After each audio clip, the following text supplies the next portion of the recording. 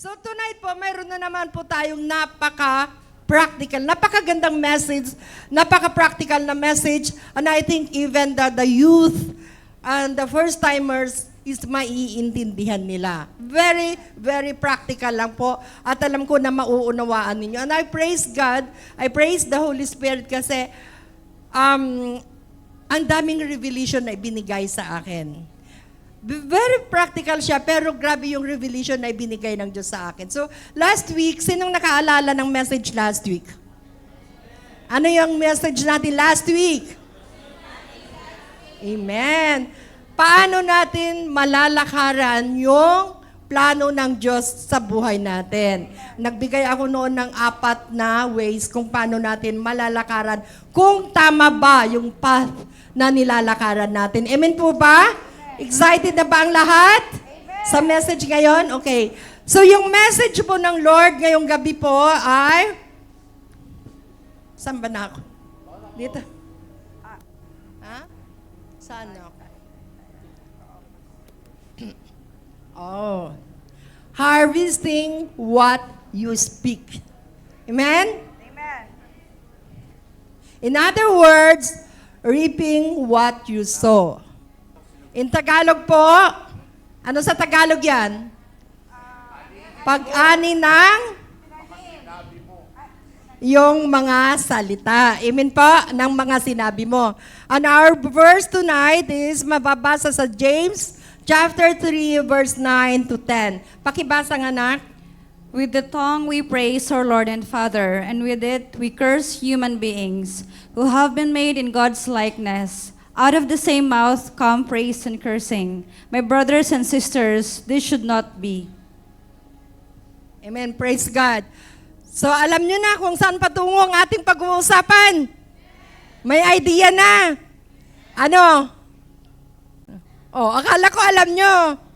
Alam nyo na kung ano yung pag-uusapan natin? Oh, sige, ano? Oh, it's about our tongue. Amen? Anong kinalaman ng tongue?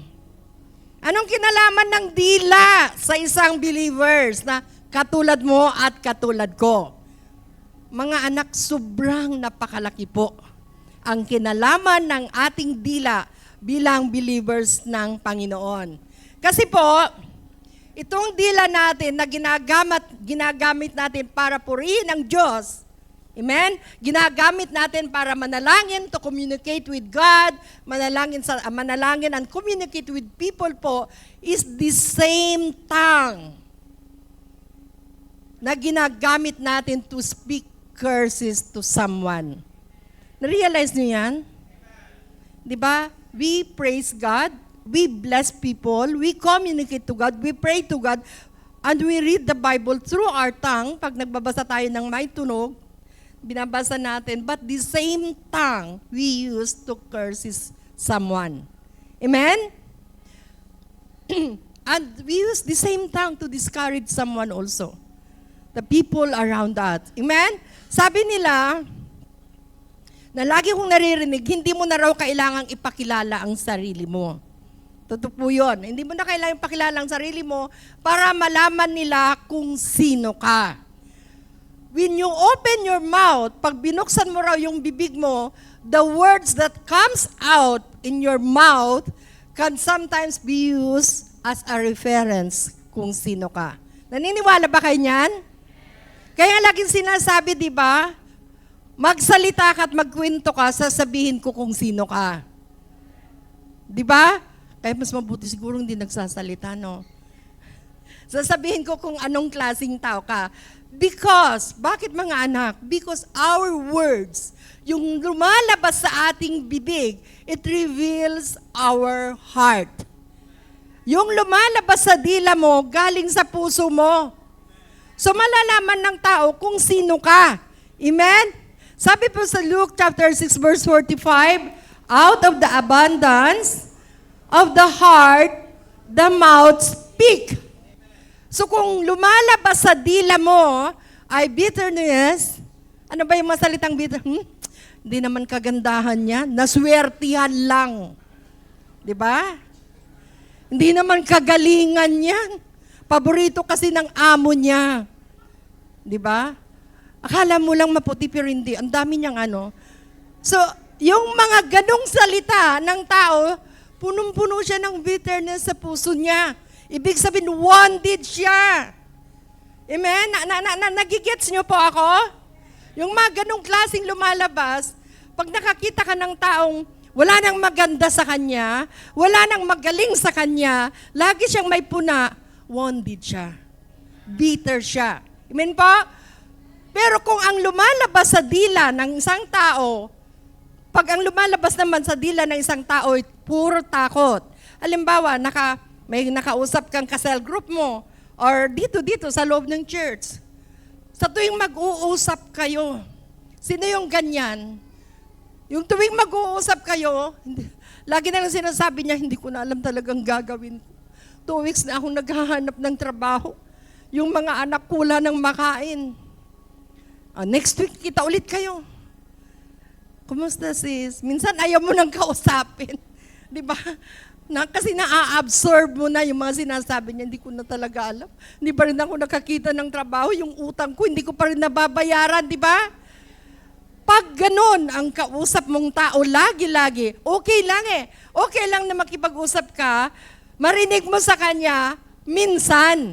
Pero kung lagi-lagi na, ay hindi na okay. Alam mo, pag ganun ang tao, is puro takot yung nasa loob niya. Ibig sabihin, anong ibig sabihin? Ibig sabihin, kulang siya sa pagtitiwala at pananampalataya sa Panginoon.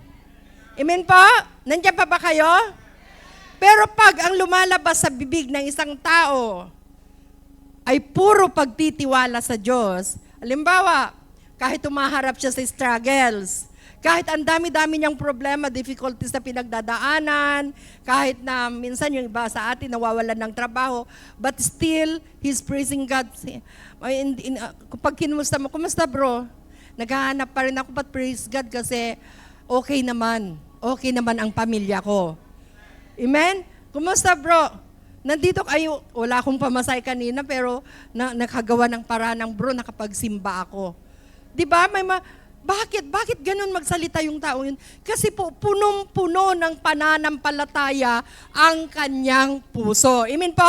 May matatag siyang pananampalataya sa Panginoon. Alam niya na kahit anuman ang pagdadaanan niya sa buhay, hindi siya iiwan at pababayaan ng Lord. Ito yung sinasabi nila na magsalita ka at malalaman ko kung sino ka. Ito yung mga example. Kaya nga sabi ko sa inyo, kung ano yung sinasabi mo, yun yung ano ng tao sa inyo. Very practical, di ba? Tayo na lang na magpapamilyang LRC. Minsan sasabihin mo, kakapagod naman kausapin siya. Last week, ganito na naman yung pag-uusap namin. Pero pag ang kausap mo na kahit struggle ang buhay niya, kahit ang dami niyang pinagdadaanan, lalo kang namomotivate. Isipin mo, grabe si sis. Kasi wala siyang work, pero grabe, ang sigla-sigla niyang kausap, ang gaan-gaan niyang kasama. Dapat ganun tayo. So makikita mo sa tao kung sino siya. Paano niya dadalhin yung problema through His Word. Hindi na niya kailangang magsalita pa sa'yo sa mga lumalabas na lang sa Kanya. Amen? So tandaan niyo po mga anak, our tongue is like a field. Parang lupa yan na taniman. Nandiyan pa ba kayo? Tahimik ka. Parang natatakot tuloy ako kung tahimik nyo At kaya kung ano yung lumalabas dyan sa bibig mo, yan kasi yung binhi na itinanim mo. Andiyan pa ba kayo? The seeds that you planted, you will harvest it later. Amen po? For example, may pinagdadaanan kang battle. Katulad ng sabi ko kanina, difficulties of life, financial struggle, broken relationship, or health issues. But you plant faith. Nagtanim ka ng faith. Siyempre, aani ka ng faith. So, anong aani? Hindi. Nagtanim ka ng faith, you speak faith. At anong aanihin mo? You will harvest God's miracle. Kasi nagtanim ka ng faith, you declare faith, ang aanihin mo is God's miracle. Amen po? But when you speak hope, pag nagtanim ka ng pag-asa, you will plant hope. Amen? And you will harvest the victory. Amen? Kasi faith yung hope yung tinanim mo, for sure. Alam nga naman, nagtanim ka ng hope, defeat ka. Hindi yun pwede. Amen? Palimbawa, palagi ka na lang may reklamo sa lahat ng bagay. Diyan pa ba kayo? May kausap pa ako? Palagi ka na lang reklamo sa lahat ng bagay. Then, nagplant ka ng negativity sa utak mo. Naglagay ka ng negative sa utak mo. Anong inaasahan mong harvest? Defeat. Wala kang kasi yan na ang iniisip mo yan. Paano ba ito? Paano ba ito? Paano ko malalagpasan ito? Habang nabubuhay ka, talunan ka na. Amen? Kasi yun yung itinatanim mo, yun ang lumalabas sa dila mo, yun ang pumupunta sa puso mo, laman ng utak mo. Amen po? May kausap pa ba ako? Amen. Mga anak, tandaan nyo po, we don't just harvest without planting. Sino bang nagtatanim dito sino ba yung nag-harvest na hindi nagtanim? Pero lang, pag ninakaw mo yung tanim ng kapitbahay. Amen? Hindi po aksidente na tumubo lang. Pangit man o maganda, we harvest because we declare something. Because we plant something. Nandiyan pa ba kayo? Tandaan nyo po, negative words, negative harvest. Amen po? Ano yung title kanina ng message? Ano yan? Harvesting what we speak. Amen? Kaya ang pinag-uusapan natin is tanim and harvest. Diba? So kapag palagi mong sinasabi na malas ka, marami akong naririnig malas-malas ng buhay ko, pastora. Ang malas-malas ng pamilya ko, pastora. Pag lagi mong sinasabing ang hina-hina mo, lagi mong sinasabi na walang nangyayaring maganda sa buhay mo, you keep on declaring it every day, or kung di man every day, you keep on declaring it, laging parang bulaklak na lang ang dila mo, sure ako, kapatid. Mangyayari yan, at yan ang mangyayari talaga. But if you keep on declaring nawalan man ako ng trabaho, alam mo yun, yung hope lagi yung inaano mo, for sure may gagawin ang Diyos sa'yo. Amen? Walang darating na maganda sa buhay mo kung paulit-ulit or araw-araw, puro negative ang dinideclare natin. Bakit? Kasi inaani mo lang kung ano yung itinanim mo. Katulad ng sabi ko kanina, hindi ka aani kung wala kang itinanim. So ang nangyayari, kung anong sinabi mo, inaani mo. Kung ano yung itinanim ng bibig mo. Amen po? Pero at ang katotohanan po, yung itinanim mo, yung lahat ng sinasabi natin, dumadaloy po yan sa puso natin. At pag dumaloy sa puso natin, papunta na yan sa utak natin. Which is our utak po is playground ng kalaban. So binigyan mo tuloy ng pag-asa si Taning na paglaruan ka. Kita mo? Punta ka sa simbahan, may nangyari ba? Parang wala man. Ganyan ka last week, ganito ka pa rin hanggang ngayon. Kung ako sa'yo, mag-part-time ka na lang. Di ba si Taning? Isipin mo nga, wala man lang tumulong sa akin doon. Di man lang ako naalaala ni Pastor na ipag-pray. Oo nga, mag-part-time ka na lang. Quit ka muna sa pagsasamba. Wala ka namang makukuha dyan. Dahil inilagay mo na dyan sa utak mo. Wala na, mapaglalaruan ka na ni Taning. Amen po ba? Andiyan pa kayo? Tignan nga natin anong sabi ng Proverbs chapter 18 verse 21. Death and life are in the control of the tongue. Those who indulge in it will eat its fruit. Amen. Our words carry a real power. Amen? It can build or destroy, heal or wound. Nandiyan pa ba kayo?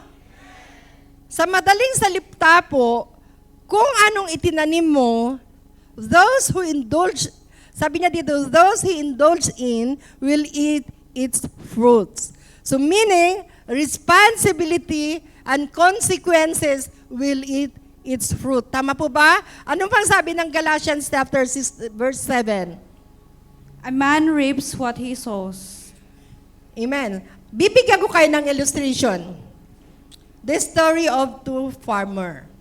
Amen? Ito po, may dalawang farmer. Makinig kayong mabuti. May dalawang farmer na nabigyan ng tatanimang lupa. Amen? Binigyan sila ng parihas na laki ng tataniman. Same location. Same tools na gagamitin nila. Same na binhi. Same seed, same location, at same na binhi ang gagamitin nila. Farmer number 1, the complainer. Amen? Araw-araw na bumibisita siya doon sa field, nakikita niya yung tanim niya, maliit pa. Alam niyo naman, pag nagtanim ng palay, di ba, maliliit pa. So, nakikita niya yung mga tanim niya, sabi niya, parang kukunti ang tumubo. Parang hindi maganda ang tubo ng mga tanim ko. Pero maliliit pa yun, ha? So, meron na siyang nabuong resulta.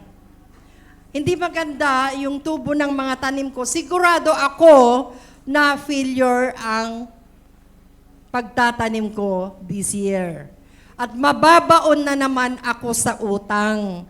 Magugutom na naman ang pamilya ko. Kasi kukunti lang ang tutubo. So inassume na niya, nag-conclude na siya, kahit maliliit pa yung tumubo. So anong resulta? Dumating ang tag-ani. Dahil yun ang sinabi niya, yun ang dineclare niya, naging totoo siya. Kasi you declare it. Kung ano yung dineclare mo, yun ang mangyayari. Amen pa? So, dumating ang tag-ani, kukunti lang ang naani niya at katulad ng declaration niya, nabaon siya ng utang at halos wala siyang naiuwing palay para sa kanyang buong pamilya. Sabihin mo nga yung sa katabi mo, tapikin mo nga, advance kang mag-isip. Negative naman. Huwag ganyan. Amen? Farmer number 2. Itong farmer number 2, tandaan nyo, same location, same tools, same seeds ang ginamit nila. Farmer number 2. Every time po na pumupunta siya sa farm niya, sa field, sinasabi niya, pagpalain mo ako, Panginoon. Bigyan mo ako ng mabuting ani ngayon. Para yung mga anak ko ay hindi magutom, para makapagbayad ako ng utang at marami pa akong matutulungang mga tao na nangangailangan ng tulong ko. So, kahit mahirap yung ginagawa niya everyday, kasi mahirap talaga ang maging farmer, di ba? Kahit naman hindi farmer, mahirap talaga. Lalo na pag umuulan, umiinit, nandoon sila. So, kahit mahirap yung ginagawa niya, nakakapagod sa katawan, but he keep on declaring the faithfulness, the goodness of God. Sinasabi niya, Lord, lahat ay nagmula sa'yo. Lahat ng mangyayari ay nagmula sa'yo. Kumbaga, dinideclare na niya yung katapatan ng Diyos sa buhay niya. And that is faith. Sino ba sa atin yung ganyan? Yung hindi mo pa nakikita, but you declare na, Lord, alam kong may gagawin ka. Alam ko na mapagtatagumpayan ko ito. Alam ko na aani ako ng maganda dito. Amen? So lumipas po ang isang buwan, naging maganda ang tubo ng kanyang tanim. At sa araw ng kanyang pag-aani, umani po siya ng sagana. Amen? Nakita niyo po mga anak, parihong lupa, parihas na lokasyon, parihas na binhi ang itinanim, pero magkaiba ang ani. Why? Bakit magkaibang ani? Dahil magkaiba ang declarasyong lumalabas sa kanilang dila, sa kanilang bibig. Amen? May natututunan ba? Ito pong message na ito is napaka-practical po. I hope na kahit paano is may natututunan po tayo. Amen po? So remember mga anak, be careful. Sabi ko dito, be careful with your words as it can cause damage. Your words can turn into reality. Amen? So speak wisely. What you see today can return to you tomorrow. Amen po? Nandiyan ba kayo? So kung may sasabihin ka, make sure na it's always positive. Huwag negative po. Iwasan na natin ang negative. Amen po? Declare good thing only. Ang sabi ko dito is, never say you're a failure because God has won the battle for you. And you are already a victorious one. Amen? Never say you're ugly because you are fearfully and wonderfully made. Huwag mong sasabihin, taba-taba ko, ang pangit-pangit ko. Sabi ng Bible, nak, you are fearfully and wonderfully made. Amen? Never say you are unloved because you are so loved by God. Walang nagmamahal sa akin. Lagi na lang akong iniiwan. No. Mahal na mahal ka ng Diyos. Iwanan ka man ng lahat. Sabi ng Diyos, iwanan ka man kahit nanay mo, mamahalin pa rin kita. Amen? Never say you are nothing because you are something to God, anak. Malaga ka sa Panginoon. Never say you are untalented because you have been gifted with unique and potential. Nandiyan pa ba kayo? Palakpakan nga natin si Lord. Now, pag-usapan natin, ano ang gagawin natin para makontrol ang ating dila? Sinang excited dyan? Alam nyo na ba kung anong gagawin natin para makontrol natin ang ating dila? Number 1 is pray that God would give you an awareness, Bisaya, no? Give you an awareness, Bisaya ulit. Okay, ako na nga. Give you an awareness of your words. Oh, Bisaya. Oy, mahal ko ang mga Bisaya. Taga-Bisaya ako, taga-Davao ako. Amen? So, sabi diyan, manalangin daw, pray before you speak. Kung hindi mo kayang kontrolin yung dila mo, ikaw yung taong salita na minsan hindi mo na alam kung tama yung sinasabi mo, pray. Amen? Ask God to filter your word. Pwede naman pala, Lord, i-filter mo naman yung lumalabas sa dila ko, hindi ko makontrol eh. Di ba? Kasi may marong tao which is gustong-gusto kong nakikipag-usap, lalo na yung mga taong masayahin. Yung kausap mo, ang dami na niyang sinabi. Yung talagang may mga taong ang lakas talaga ng sense of humor minsan. Pero malalaman mo, pag hindi na sense of humor, kung puro critics na. Ang lumalabas, di ba? Pero may mga taong madaldal, salita lang ng salita. Pero yung iba, natutuwa ka kasi nga nakakatawa. Pero pag ang kausap mo madaldal nga, pero nagkritics na siya, yun ang hindi maganda. So, ipanalangin mo sa kung ikaw yung taong mahilig na magsalita ng magsalita, ipanalangin mo sa Panginoon na, Lord, filter my words. Kasi hindi natin namamalayan that sometimes may mga nasasaktan na pala tayo. Amen? Ang sabi sa Psalms 141 verse 3, basahin mo nga, anak. Pakibasa nga. Set a guard over my mouth, Lord. Keep watch over the door of my lips. Amen. May kasabihan tayo, di ba? Sabi nila, taste your word before you spit them out. Meaning, think before you speak. Kung sa Facebook pa, think before you click. Kasi once na i-send mo na yung message or yung comment mo, kapatid, at nabasa ng pinaparinggan mo, hindi mo na mababawi pa. So before you say something, isipin mo muna, ito ba'y makakatulong sa akin at sa kanya? Ito ba'y makakatulong sa sitwasyon niya or ikakatisod niya? Sa comment naman, hindi naman bagay sa'yo ang yellow, nag-yellow ka. Na-send mo na.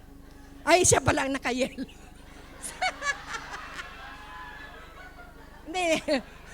Hindi ko sinasadya. Hindi ko sinasadya.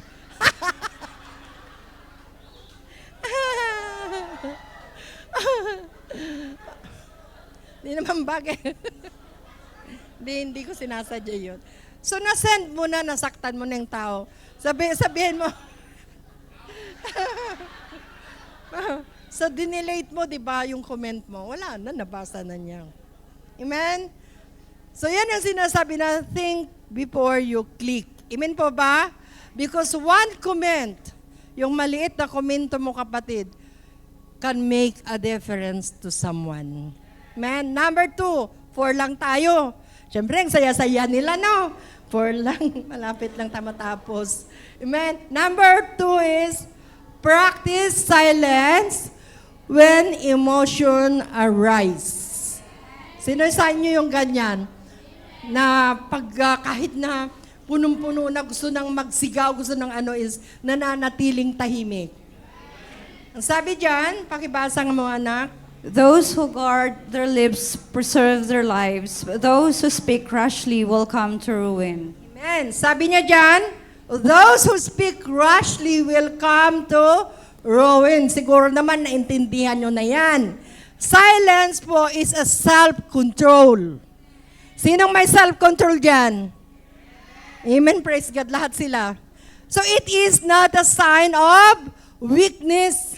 Pag ikaw ay nanahimik, kahit na nagpupumiglas na yung puso mo, hindi po sign ng weakness yon, sign of wisdom. Punong-puno ka ng wisdom, kapatid. So, tayo kasi, pag tayo ay nasa peak of emotion, di ba gusto mo talagang sino sa inyo yung nasa peak of emotion na hindi makapagpigil? Marami pa akong kilalang ganyan. At isa ako doon. Kaya lagi kong sinasabi na habang ginagawa ko itong message na para sa akin to lahat, Lord. Sobra naman ang sakit. Di ba? So, marami pong tao na pag nasa peak ng emotion is hindi na talaga makapag-control sa sarili.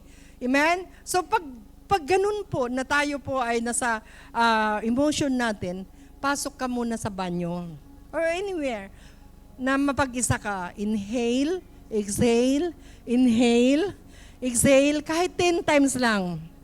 Maniwala ka sa akin, practice ko yun. Nung galit na galit ako kay pastor, galit na galit ako, gusto kong mambato ng sapatos, pasok muna ako sa banyo, exhale. Nung lumabas ako, wala man, hindi na ako galit. Galit pa rin ako, pero hindi na ako mambabato. Hindi na rin ako nagsalita. So, practicein nyo. Ano pala yon? Totoo pala yon. Nakakawala pala siya ng kumbaga bumababa yung emotion mo. Amen? Kasi when our emotion arise, maraming mangyayari at marami kang masasabi that later is pagsisisihan mo. Ganyan po ako dati. Dati po, pag galit na galit ako, bahalang mamatay ka sa salita ko. Basta sasabihin ko. Ganun po ako dati. Pero now, praise God, at binabago tayo ng Diyos araw-araw. Amen po? Palakpakan nga natin ang Panginoon. Tandaan niyo po mga anak, silence protects relationship. Naniniwala po kayo dyan? Sa mga mag-asawa, sa mga magkasintahan, sa mga anak at mga magulang, marami pong relationship ang nasisira not because of the issue. Hindi naman sa issue kaya nasisira ang relasyon, kundi sa salitang lumabas dyan sa bibig mo. Amen po ba? Alam niyo po, may naalaala ako ngayon. Hindi ko alam kung sa Facebook ko lang din napanood. Hindi ko alam kung napanood nyo na. So yung lalaki po, nasa trabaho yung babae, ito ngayon nag-message si my love. Nag-message sa kanya si my love. Sabi ni my love, ang tanong ni my love, Loves, kumain ka na? So ang sagot ni lalaki, oh babes, kumain na ako. Anong ulam mo? Napanood niyo? Sinong nakapanood niyan? Sabi niya, anong ulam mo? Sabi nung lalaki, sardinas. Ang sabi ng babae, sumagot, ew. Ew, sabi ng babae. So nainis yung lalaki. Nainis yung boyfriend niya. Sabi niya, ang yabang mo. Nag-message siya, sabi niya, ang yabang mo, kayo nga asin. Asin nga ang nilalagay nyo sa kanin nyo. Ang timba nyo nga, boysen. Doon natin yung timba ng pintura. Ay, yung pinaganuhan ng pintura. So, sumagot po yung babae. Sabi ng babae, ang sakit mo namang magsalita. Yung sinabi kong ew, it will. Nakuha niyo? It will naman pala eh. So, ibig sabihin, nag-conclude na siya, nagsabi na siya, nagsalita na siya, yabang mo magsalita, kayo nga asin kinakain nyo. Di ba? Boysin nga timba nyo. So, alam nyo na yung susunod na nangyari, di ba? Kaya wag pa dalos-dalos pag naiinis ka. Kahit message lang yan sa cellphone, pag na-send mo na, hindi mo na mabubura, my friend. Amen? Hindi pa ba kayo? Yung lahat ng natutulog, say hallelujah nga. Ay, praise God, gising sila. Now, let's go to number 3. Oh, 3 na. Hanggang 4 lang ito, di ba? Tuntua sila. Number 3 is, fill your heart with God's Word. Amen? Kaya po, napaka-importante. Ito po yung pinaka-importante sa lahat eh. Fill your hearts with God's Word. Kaya nga po, napaka-importante na tayo po ay nagdi-devotion. Sino sa inyo ang kinalimutan na ang devotion? Sino sa inyo? Parang wala na ako nakikitang nagdi-devo. May nagdi-devo pa ba? Praise God. Para yung alam niyo po, pag nagde-devo ka, nagbabasa ka, nagsusulat ka, kung ano yung nirema ng Diyos sa'yo, yun yung isusulat mo. So in that way, nakikipag-communicate ka sa Panginoon. Amen? So, pag ginawa mo yan, mapupuno ng God's Word yung puso natin. Sabi mo nga dyan sa katabi mo, wag kasi puro lotion. Dapat may devotion. Para huwag umiral ang emotion. Amen po? Now, basahin nga natin anong sabi sa Psalms chapter 119 verse 1. I have hidden your word in my heart that I might not sin against you. Amen. Sabi niyan, inilagay ko ang salita mo sa puso ko para hindi ako magkasala sa'yo. Pag ikaw ay nagbabasa, namnamin mo, anak. Katulad nung sinabi ko last week, namnamin mo. As if God is talking to you.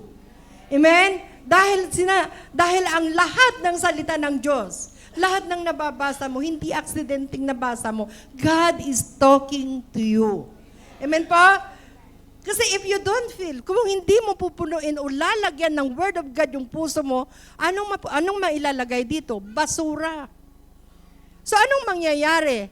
Anong mangyayari pag puno na yung basura ang puso mo? Kasi empty siya, wala siyang Word of God. So ano yung mga kasunod? Yung mga naririnig mo, yung mga nababasa mo, yung mga napapanood mo, yun yung mailalagay sa puso mo, which is basura. Amen po? Pero kung mapupuno ito ng salita ng Diyos, your mouth will speak life. Nandiyan pa ba kayo? Because from the abundance, di ba sabi kanina, from the abundance of the heart, the mouth speak. Palakpakan nga natin ulit ang Panginoon. So here are example of words that gives life. Bibigyan ko kayo ng example kung ano nga, kasi yung pinag-uusapan natin, the word that gives life. Ano yung example? Use your tongue to encourage. Amen? Sabi po sa Proverbs chapter 11 verse 25, Those who refresh others will themselves be refreshed. Amen. Ang encouragement po mga anak ay parang tubig yan. Yan po ay nagdidilig sa halamang namamatay na. Amen? So use your tongue. Sabi dyan, use your tongue to encourage others. Lalo na dito sa pamilyang LRC, dito sa simbahan. And I'm very sure na hindi naman all the time is okay yung katabi mo, yung friend mo, yung kasal group mo. Amen? So use your tongue to encourage. Yung mga kapatiran nating dumadaan sa mga trials, anumang klase ng trials yan, pag nakita mo, kapatid, kumusta ka na? Yung maliit na kamusta ka na. Napakalaking bagay po sa kanila yun. Alam niyo po, nung ako po ay nasa Pilipinas po, kahit na yung mami, kumusta ka na, grabe po yung joy sa puso ko. Grabe po yung joy sa puso ko. Kasi just imagine, naisip niya ako. Amen? Yung kapatid na, alam mo ba, pag minsan, hindi ko everyday po, hindi siguro kayo lahat is nabibigyan ko na-ask ko ng kumusta. Pero every time po na ako nag-message, kamusta ka na? Mami, mabuti ka pa na kumusta mo ako. Thank you, Mami, sa pangungumusta mo sa akin. You see, a word of kamusta ka na. Hindi mo alam kung gaano kalaking impact sa tao yon. Amen? Pag nakakita ka dito sa cell group ninyo on and off, sa simbahan on and off din, i-message mo man lang. Kapatid, di kita nakikita. Ako po, kahit sino ang wala dyan, alam ko kung, dito titingin ako, tatayo ako, alam ko kung sino ang wala. Alam ko kung sino yung hindi ko nakikita last week, alam ko. I-message ko po yan. Ba't wala ka? Nasaan ka? Amen? So mag-exert po tayo ng effort para ma-encourage natin yung iba. Kamustahin man lang natin sila. Or else, kapatid, gusto mo ipag-pray kita? Sasamahan ka, pwede kang magsabi sa akin kung ano yung mga ano mo. So, yung mga maliliit na salitang yon will encourage them, magpapalakas yon sa kanila. Hindi lang katabi, hindi lang yung ka-cell group mo, kahit sino. Use our tongue to encourage others. Amen po? Yung alam mo yun, yung tatapikin mo lang yung katabi mo, yung balikat niya, lalapitan mo siya, kaya mo yan, kapatid. Mahal ka ng Diyos.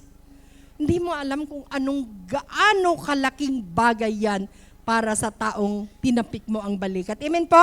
So let them know that they are loved and valued by God. So use our tongue to encourage others. Amen? Magkausap pa ba ako dito? Kasi mga anak, without encouragement po, people will feel weak. Manghihina po ang tao. Amen po? Kahit di mo na nakikita dito sa simbahan, send a message. Kamustahin mo man lang. Lalo na sa mga cell group leader natin. Kamustahin nyo man lang. Amen? But you see, pag ini-encourage natin yung tao, kahit na yung isang message mo lang, she or he will gain strength. Lalakas siya. Maniwala ka sa akin. Amen po? So secondly, sabi ko, use your tongue to encourage. Number 2 is, use your tongue to intercede for those hopeless, to those needs healing and blessing. Mga anak, yung tongue natin is not only meant to speak to people. It is meant to speak on behalf of people. We have to intercede. We use this tongue to intercede people. Amen? And when, pag tayo po nag-i-intercede, pag nakita ng Panginoon na kahit na hindi mo ng problema niya, but nag-i-intercede ka sa Kanya, God opened their heart and strengthened them. Amen po? Pag may kaibigan ka, halimbawa, ka-opisina ka na dumaranas ng malaking problema, kapamilya mo man yan, kahit sino man yan, financial issues, or kaya may sakit, intercede. Kayo ba nag-i-intercede kayo? Na alam mo, kahit na yung maliit man lang na panalangin, simpleng panalangin na, Lord, ang laki ng pinagdadaanan ng kapatid ko ngayon, palakasin mo siya, Lord. Hindi niyo po alam ang nagagawa ng maliit mong panalangin, ng simple mong panalangin. Amen? And I'm very, very sure na kahit na hindi man tayo magkaka-close lahat kasi may kanya-kanya tayong cell group, but I do believe po na kahit hindi mo ka-cell group, pag alam mong may pinagdadaanan, hindi na niya kailangan sabihin sa'yo, intercede for that, to that person. Amen po? Sa mga taong hopeless, yung nawalan ng trabaho, iniwan ng asawa, iniwan ng boyfriend. Sometimes po, they cannot pray for themselves. Kasi nandun yung galit, nandun yung sakit. So itong yung mga taong ito, hindi na sila makapanalangin, hindi na nila alam paano sila mag-uumpisa sa mga panalangin nila sa Panginoon. Pray for them. Intercede for them. Amen po? That is our work as a believers. Hindi lang yung para sa atin. Hindi lang para sa pangangailangan natin. For those people around you. Amen? Kasi di ba, hindi ko alam kung naranasan nyo na yung pag nandoon ka sa problema. Sa, halimbawa, namatayan ka or iniwan ka ng asawa mo or nawalan ka ng trabaho na hindi mo di ba, hindi mo alam paano ka mag-uumpisang manalangin? Kasi nandoon yung pain. So, hindi mo alam paano mo kakausapin ang Diyos. So, intercede to those people. Amen po? Kasi yan ang trabaho natin as the believers of Christ. Amen? At tandaan po natin, kapag ginawa po natin yan, our heart will also produce, healing, restoration, and it will inspire others. Amen po? Kaya napaka-importante po na punuin natin ang ating puso ng Word of God. Hindi lang po yung okay ka na, nagtrabaho ka ng 8 hours, uwi ka sa bahay mo, magni-Netflix ka, hindi mo man lang nabasa yung Word of God.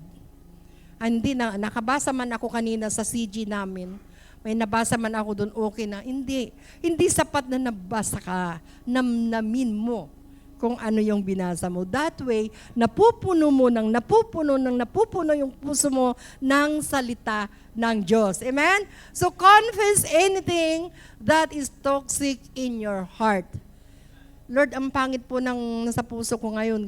I-confess mo yun sa Panginoon. Anything that it won't help you to grow, yung mga toxic na bagay na pumapasok sa puso natin, i-confess mong lahat yun. Kasi madalas po kasi, maraming pagkakataon that hindi natin kayang itaboy yung mga bagay na yun on our own. So, pray for that.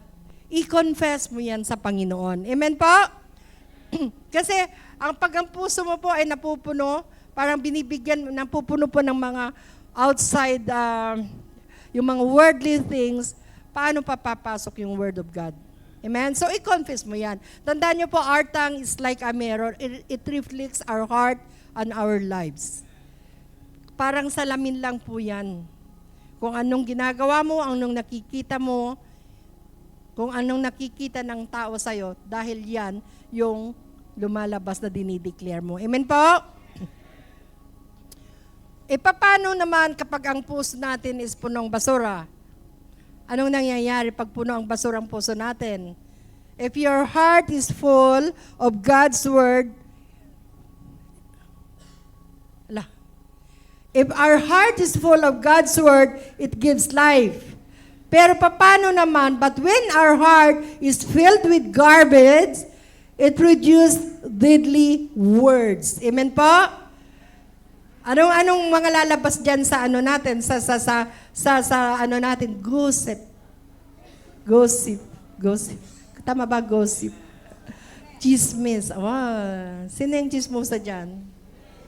Ang gossip po ay hindi basta-basta pag-uusap. It is speaking about others purposely. Inupuan mo na. Amen. Purposely without love. At tandaan yung mga anak, ikaw na nakikinig, mag-iingat ka. Kala mo nakikinig ka lang because listening is much worse than telling it. Nakinig ka na sa gossip ng kapatid. Ito yung pinag-usapan natin ha. Yung kanina is the words that give life. Ito naman yung salita na papatay sa tao. Chismis. Because listening is much worse than telling it. Kasi alam mo ng chismis, nakinig ka pa. Totoo yun. Nakita ko rin yun eh. Pangit yung ganun, di ba? Nakinig ka. So, kumbaga sa krimen, parehas na kayong kriminal. Amen? Tignan mo ngayon kapatid, ay yung katabi mo ngayon, siya yata ang topic, ikaw ang topic ngayong gabi. So ano yung consequences? Ba't parang ano, nandiyan pa ba kayo? Parang hindi kayo buhay. Andiyan pa ba kayo? So anong consequences sa mga taong mahilig sa gossip? Anong consequences? You grieve the Holy Spirit. Una, you grieve the Holy Spirit. Hindi natutuwa ang banal na Espiritu sa'yo. Di ba? Ikaw, bilang believers ni Kristo, the Holy Spirit is in you. So habang nakikichismis ka, hindi siya natutuwa. Nagre-grieve siya. Amen po? At ano pa? Pag ikaw ay nang chismis po ng kapatid natin, or kahit kaibigan mo, kahit nanay mo, kahit boyfriend mo, kahit sino pa yan, kahit na pinatawad ka na, trust is permanently damaged. Siyempre, pinagchismisan mo si Sis Marilyn. Alam mo ba si Dayan ganyan? Si Sis Marilyn, gusto rin niya ng kausap. Na sinabi sa akin, si Dayan daw ganyan. Magkaibigan niyang dalawang yan. Wala na, permanently broken na yan. Nakita niyo yung nagagawa ng chismis? Papatawarin ba siya ni Dayan, patatawarin siya ng konting-kunti lang. Kasi alam mong bakit? Trust issues. Mawawalan na siya ng tiwala sa'yo. Kaya mag-iingat po tayo sa mga gossiper. Sa mga Lucifer. Sa gossiper po. Dahil kung palagi kang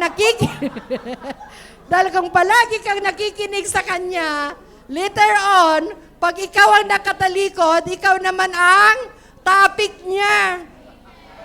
Kakainis si Sis. Maghapon kaming nag-usap tungkol kay Dayan. Diba?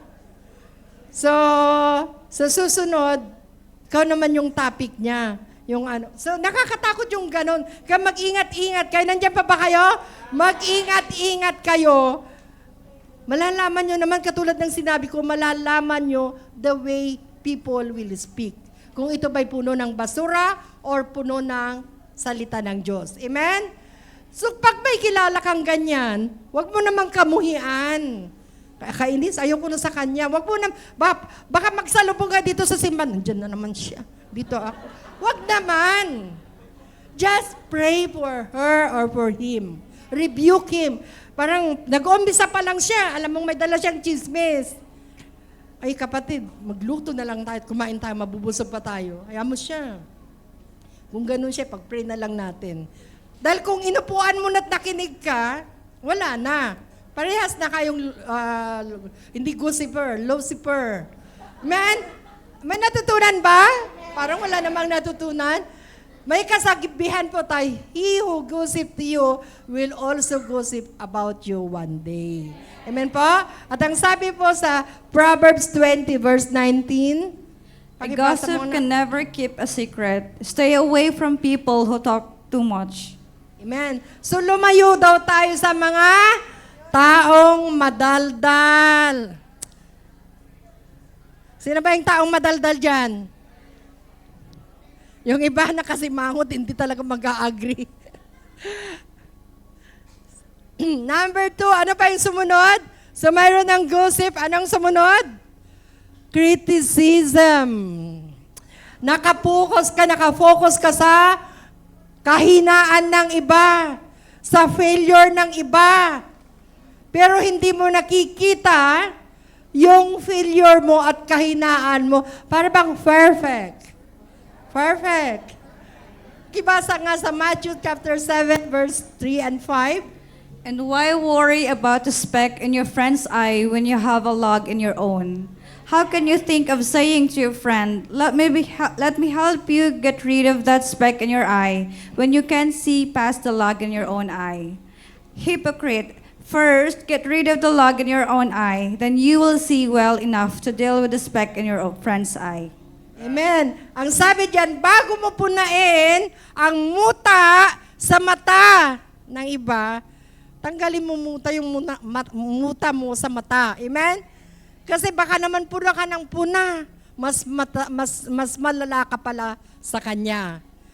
Alam niyo po yung judgmental heart, kahit anong panalangin mo sa Panginoon, kung ikaw ay may judgmental heart, ano ba yung ugali ng judgmental? Yung nagkukonclude na siya lagi. Yung pag tumayo, ang lilit ng legs. Pag naglakad, pag naglakad, parang walang baywang, no? Parang diretso lang.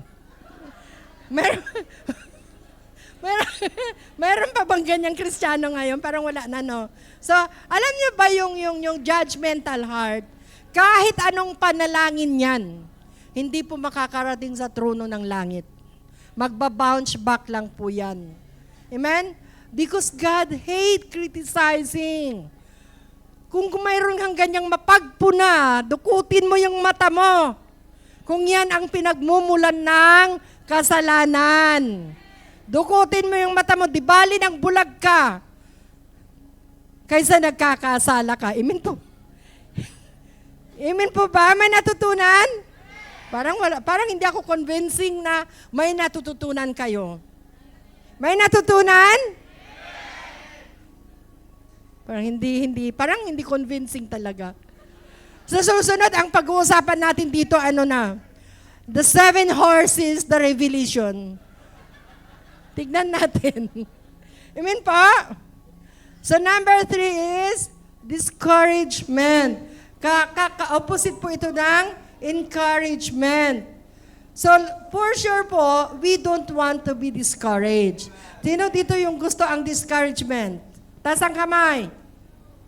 Lalo na sa mga kapwa mo believers. Huwag po tayong maging dahilan ng pagka-discourage ng iba. Huwag po tayong maging dahilan ng pagkatisod ng iba. We need to consider po na though hindi man tayo pari-parihas ng level of faith, may mga taong talagang mataas na yung level of faith niya, may mga taong mababaw pa rin, but we need to consider na, lalo na yung mga bago, syempre, nagkakaroon ba sila ng transformation, unti-unti, lalo na yung mga katulad namin noon. So, we need to consider na wag nawa silang madadapa sa atin. Wag nawa silang madi-discourage sa atin. At tandaan ninyo, mga anak, wag na nakikiusap po ako sa inyong lahat. As a mother of this church, nakikiusap po ako. Ito po yung laging pinagmumulan ng discouragement, ng pagkatisod ng mga kapatiran, pera. Yung pera po. Bilang nanay nyo sa simbahang ito, as much as possible mga anak, wag po tayong nag-uutangan dito. Kasi ginagamit po ni Taning yan para madapa or matisod ang ibang kapatiran sa atin. Wala pong masama na tayo ay naghihiraman ng pera. Wala pong masama doon. As long na marunong kang tumupad ng pangako mo. Pag pinangako mong babayaran kita sa AGIS, babayaran mo sa AGIS. Pag pinangako mong bayaran mo sa katapusan, bayaran mo. Hindi yung parang dead man, nandito kayong dalawa. Ang nangyayari tuloy, nagpupuri kayo, talagang yung siya halos maglupasay na siya, di ba? Sa pagpupuri ng Panginoon, nagaganyan siya. Nasulyapan ka niya. 5 buwan na parang dead ma ka sa utang mo. At binabana niya yung kamay na. Na-discouraged na siya. Natisod mo na siya. So kung may mga ganyang case na hindi naman natin talaga maiiwasan, be a believers of Christ. Lapitan niyo po yung tao. Sorry talaga na hindi ko maibigay. Huwag yung ikakatisod tayo ng tao. Di po ba? Sila yung mag-boyfriend, inagaw mo. Oh. Palagay mo, hindi siya matitisod yan. Ang puspus na siya eh. Halos maglupasay, puspus na siya. Paglingon niya, magkatabi kayo. Wala na. Yung puspos na yun naging na para siyang nabagsakan ng yelo, ng tubig na malamig. So para makaiwas po tayo ng mga ganong klase ng problema dito sa loob ng simbahan, is iwasan po natin yung tungkol sa pera. Wala pong problema, katulad ng sinasabi ko, wala pong problema. Ako din na may nangungutang kay Gabriel, pero nagbabayad po ako pag sinabi kong ajis. Dapat mayroon tayong word of honor. Pag sinabi mong pag sinabi mo ang November 30, pag siningil ka, oy, may sinabi ba akong year? Naiinis ka sa akin, sinabi ko pang 2025. Wala. Sabi ko November 30. So ang daming November 30, mag-antay ka. Oh, 'di ba? At least, kinausap mo. Di ba? Saka na kita babayaran kasi wala akong pera. Eh, di ba nga nangako ka ng November 30? Oh, walang year. Date lang binigay ko at buwan. Di ba? So, at least wala kang natisod. Di ba? Hindi yung puro pangako ka. At kayo naman, pag may lumalapit sa inyong mga kapatiran at humihiram ng pera, bakit pera ang pinag-uusapan natin dito? Kasi lagi pong yan ang problema dito. As the mother and father of this church, kami ni Pastor, laging may lumalapit sa amin. Ang problema, Pastor, hindi na muna ako magsisimba. Bakit anak? Hiniraman ako nito. Hindi na ako magsisimba, hindi na ako nablibless. Bakit pati si Lord kasama na dito? Di ba? Pati ang simbahan na damay na. Wala kasing, Pastor, di mo ako magsisimba, inagaw ang asawa ko. Walang ganun pera. So since na yun lagi ang problema, mag-ingat-ingat po tayo. Amen? Ngayon, pag may lumapit sa'yo na nangailangan at na umuutang ng 1,000, bigyan mo ng 200 o 50 kung yun lang meron ka. At least inabutan mo. Kaysa wala. Di ba? Kung ano lang yung kaya mong iabot. Tapos sasabihin niya sa'yo, may utang ka pa sa akin. Kasi 1,000 na utang niya, 950 lang. Ay, may utang ka, 50 lang binigay mo. May utang ka pang 950. May natutunan ba? So our words must be healing, not a wound to someone. Encourage and not discourage. Patapos na po tayo. In Ephesians chapter 4, verse 29, pakibasa ng anak. Nawala na. Bakit nawala? Wala man. Yan. Don't use foul or abusive language. Let everything you say be good and helpful, so that your words will be an encouragement to those who hear them. Amen. So ang sinasabi sa atin ng Panginoon dito, simple lang.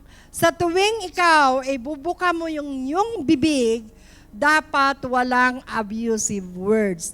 Dapat, pag binuka mo yan, nagbibigay buhay sa tao. Lalong-lalo na po sa mag-asawa. Kami po ni Pastor Bobby noon ganon. Ang salita po namin nakakamatay. Praise God. Again and again, I praise God. Talagang walang hanggang pasasalamat sa Panginoon talaga kasi talagang binabago tayo ng Panginoon araw-araw. Amen? Ngayon po, pag nagagalit na ako, kakausapin ko lang yung pusa ko.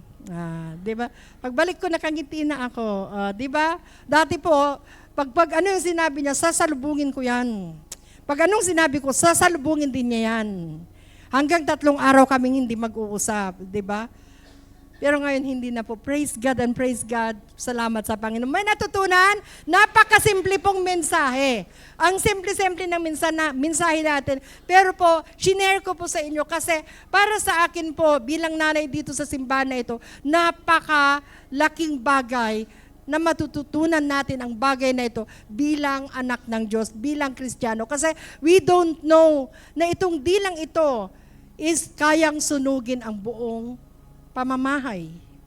Kayang pumatay ng tao ang dilang ito. So we need to very, very, very careful of our tongue. Amen po? Ang music team, pwede na po kayong umakyat. May naunawaan po. Can we all stand? Can we all stand? Music team, dito na po kayo.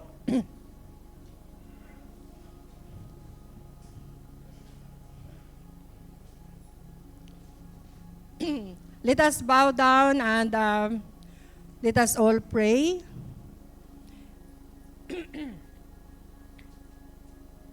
Yes, dakilang Diyos Ama, salamat Panginoong Diyos sa mensahe mo sa amin ngayong gabi, Panginoon. At ang dalangin ko, Panginoong Diyos, na patuloy, Panginoon, na magbunga ang lahat ng salitang aming narinig tonight, Panginoon, at mai-apply namin sa aming buhay, Panginoon, bilang mga anak mo, Panginoon. Nawa, Panginoong Diyos, ito yung guide namin na maglilid sa amin, Panginoon, para sa kapurihan mo lamang, O Diyos. Turuan mo ang bawat isa sa amin, naniniwala ako, O Lord God, na marami po kaming pagkukulang, marami po kaming kapintasan, may mga bagay na dapat ay hindi namin nagagawa, pero nagagawa namin, Panginoon. May mga bagay na dapat namin gawin, pero hindi namin ginagawa, O God, at patawarin mo kami, Panginoong Diyos. Gabayan mo kami, Panginoon, 10 ng mga anak mong nandito tonight. At hinihiling ko, O Diyos, Ama, na Ikaw, Panginoon, ang maghari sa puso ng bawat isa sa amin, O Lord God. Lead your people, O Lord God, at turuan mo kami na ang lalabas lamang sa aming dila, Panginoon, ay ang ikakapuri mo lamang, Panginoong Diyos. Not us, but you alone, Father. Lord, bless your people, O Lord God, and sa tuwing kami, Panginoon, ay nakakagawa ng bagay that against your will, O Lord God, iparamdam mo sa amin, Panginoon. Sa umpisa pa lang, stop mo na ito, Panginoon. Hinihiling ko, O Lord, na Ikaw ang mag-remind sa amin araw-araw. Tulungan mo kami, Panginoon. Turuan mo kami, Panginoong Diyos, na gumawa ng bagay na sa iyo lamang, Panginoon. Salamat sa gabing ito, Panginoon. Salamat sa message. Salamat, Panginoon, sa presensya mo sa bawat puso ng nandito ngayong gabi, Panginoon. We claim, O God, na yung mga remaining pang oras, O God, is mas magiging victorious pa, Panginoon. Salamat, O Ama. Ikaw at ikaw lamang ang aming pupurihin, sasambahin, dadakilain, sapagkat ikaw ang tunay na Diyos, O God. You are the Alpha and the Omega, Panginoon. Thank you so much, Abba Father. Thank you, Holy Spirit. In Jesus' name, we pray. Amen and amen and amen.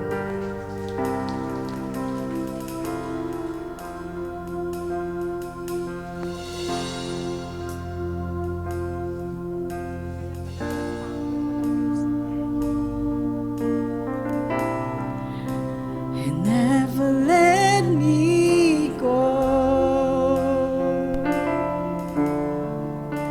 I lay it all down again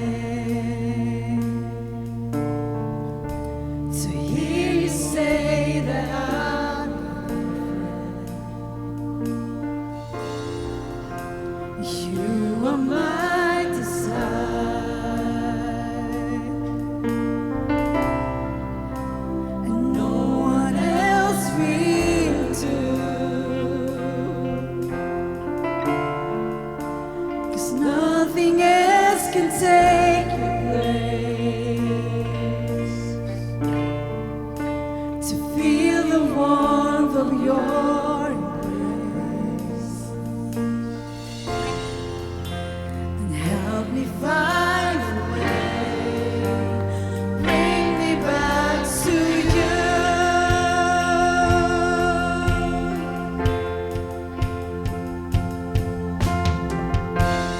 You're all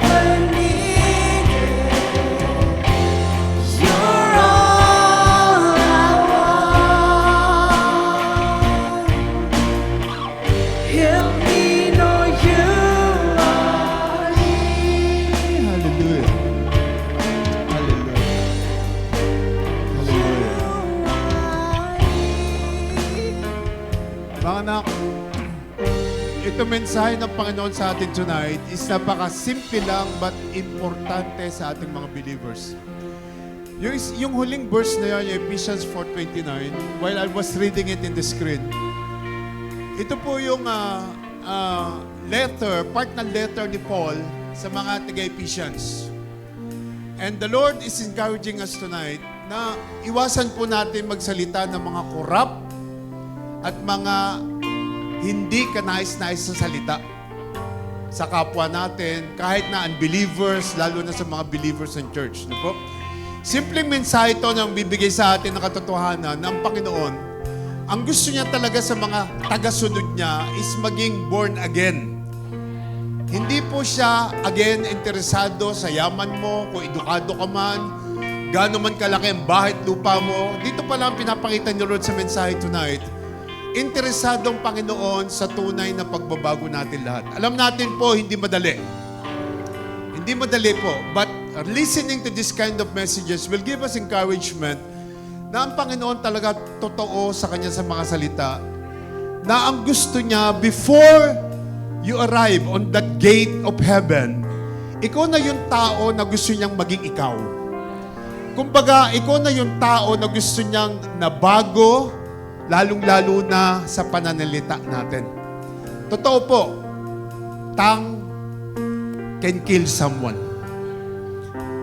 Makakamatay po ang bawat salita na lumalabas sa bibig natin. Kaya po, importante sa mensaheng ibinigay ni Lord tonight, lagi po natin hihingin ang wisdom before tayo magsalita.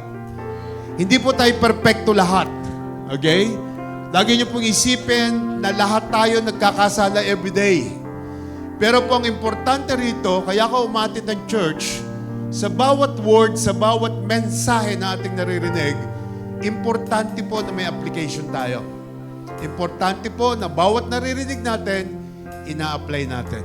Because really, mga anak, kung first timer ka man, bago ka lang sa church, talaga po hindi natin kakayanin ng buhay na to kapag wala ang Panginoon. Kaya ang sabi ng kanta, He's all we want. He's all we want. Siya lang. We know to draw closer to Him. Sige, come on, let's worship Him. Siya lang ang kailangan natin.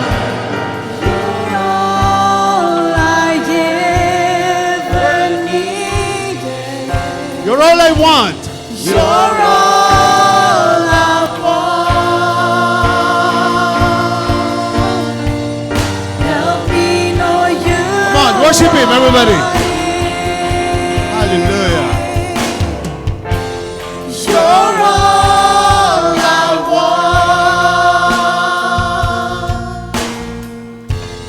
You're all I ever needed. You're all I want. Help me know you are. You're all I want. You're all I ever needed. You're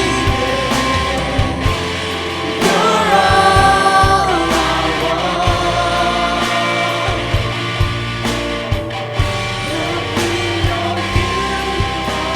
Hallelujah. Muli po, Panginoon, sa gabi ito, we declare that we are nothing without You, Panginoon. Sa buhay na to, Lord God, sa dami po ng mga nangyayari sa amin sa kapaligiran, sa amin pong paglapit sa Inyo, alam namin, Lord, na one day, magiging Christ-like kami, Panginoon. Hindi po basta Christian-like lang, but we want to be Christ-like in this life. We want to be the person that You want us to be, Panginoon. At sa simpleng mensaheng amin narinig, Panginoon, naway malaking impact ito sa bawat isa, Lord God. Na susunod na magbibitaw kami ng pananalita, Panginoon, we need to ask Your leader first, Panginoon. Holy Spirit, I cover everyone with Your precious blood. From the crown of our head to the sole of our feet. And cleanse us in all unrighteousness in our lives, Panginoon. Especially, Lord, our tongue, Panginoon. Cleanse our tongue, Lord God. Naway maka-encourage kami palagi sa tuwing kami magsasalita, Panginoon. At hindi namin to kakayanin kung wala ang tulong niyo, Lord God.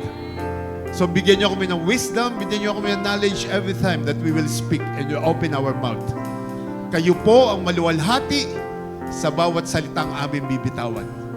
Sa pangalan ni Kristo Jesus, ito po ang aming dalangin at lahat tayo mag-agree at magsasabi ng Amen. Amen.